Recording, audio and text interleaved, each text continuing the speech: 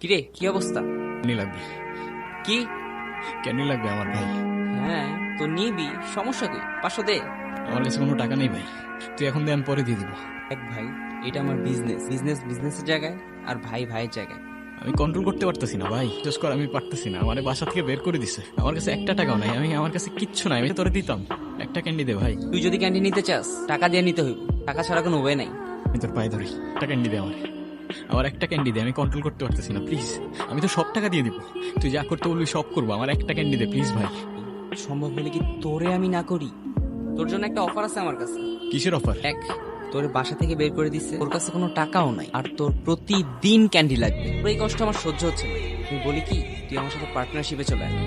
কিসের partnership? Sweet ক্যান্ডির partnership. তোর উপর আমার ভরসা আছে, জানি তুই পারবি।